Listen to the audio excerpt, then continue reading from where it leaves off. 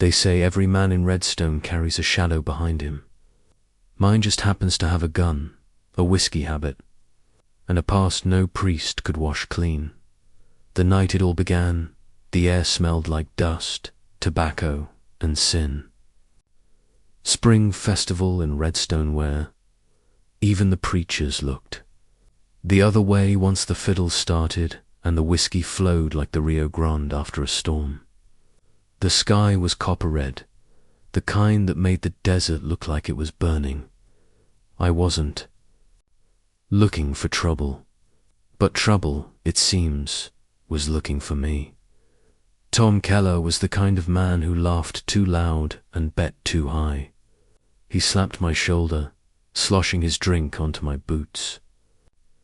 "Come on, Turner," he drawled. "You think you're still the fastest gun and the coldest heart this side of New Mexico? Prove it. Kiss the widow McKenna before sunrise." The table roared with laughter.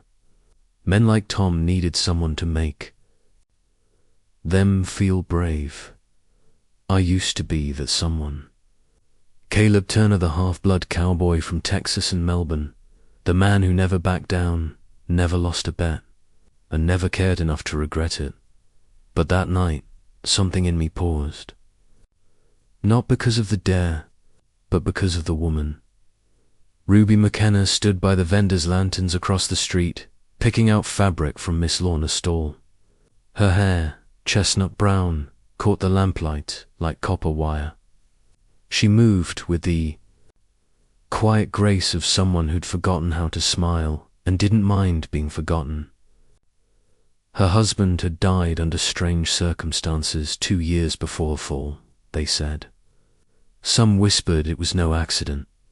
She hadn't set foot in the saloon since. I should have walked away. But pride's a cruel god in the desert. It feeds on foolish hearts and dares whispered too loud. So I downed the rest of my whiskey, wiped my mouth, and said, "All right." Before sunrise, the air outside was thick with dust and fiddle music. I found her near the steps of the old church, a few paper lanterns swaying above her. She turned when she heard my boots crunching the gravel. "Mr. Turner," she said evenly, voice low, refined like she hadn't forgotten her years as a teacher. "Mrs. McKenna." I tipped my hat, feeling suddenly 15 again, and caught doing something I shouldn't. "You look different tonight." Her brow lifted slightly. "Different from what?" "From the ghosts," I said before I could stop myself. Her lips parted, but no words came out. And in that space between breath and regret I did the stupidest thing I'd done in years. I kissed her. It wasn't long. It wasn't gentle either. Just a quick, sharp thing like the snap of a whip in the dark. But the silence that followed could have buried a man alive. Her palm cracked across my cheek, the sound echoing like gunfire. "You'll regret that, Mr. Turner," she whispered. But her eyes, God help me, they weren't angry. They were sad. And sadness cuts deeper than rage. I walked away to the sound of people gasping, whispering the fiddle dying in someone's trembling hands.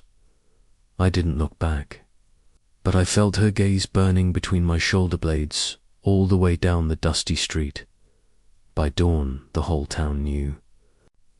By noon, I was the villain in every mouth from the barber's chair to the preacher's porch. When Reverend Whitmore came knocking, I already knew what he'd say. "You've ruined a woman's name, Caleb Turner," he told me, face red as his Bible's leather cover. "You'll make it right." "And how do you suggest I do that, Reverend?" I asked, leaning in the doorway, pretending I didn't care. "By marrying her," he said. "If you've got an ounce of decency left." I laughed. Loud, bitter. You think marriage fixes what whiskey and gossip destroy. He met my gaze without flinching. It's not about you, son. It's about her. You made her the talk of every man in town. Now you'll give her back her peace. For the first time in a long time, I had no words. I'd faced rifles, fire, and men who wanted me dead. But one quiet woman with eyes like the edge of twilight shade undone me without lifting a finger. So I said yes. Not out of honor, not out of love. Maybe just to see if redemption was real. 3 days later, we stood in the small wooden church, the smell of sage and dust between us. She wore a simple grey dress, no flowers, no veil. Her hands were steady as she took mine. I'll marry you, she said softly, but we don't speak of why. Not now, not ever. Her voice didn't tremble. Mine almost did. The Reverend mumbled his blessings, and the crowd outside whispered like coyotes in the dark. When it was over, she didn't look at me. She just turned, climbed into my wagon, and said, "Let's go." The ride to Redstone Ranch was long and silent. The land stretched endless cracked red earth, yucca blooming pale against the sunset, a world carved from loneliness. When the ranch came into view, I almost apologized. Fence's half-rotted barn roof caved in. The well pump squealed like a dying thing. "This is home," I said. Her eyes flicked toward the barren field. "I've seen graves more welcoming." That stung, but I couldn't blame her. I told her there was meals at dawn and sundown. Chores however she liked. Stay out of my study and don't expect kindness. She only nodded once and disappeared into the house. That night I sat on the porch, the moon hanging low and bruised over the desert. I could hear her inside doors creaking, floorboards sighing, the faint rhythm of sweeping. There was something haunting in that sound, like she was scrubbing away more than just dust. Maybe trying to wash the whole town off her soul. By the time the clock hit midnight, the place smelled of fresh bread and soap. I hadn't smelled either in months.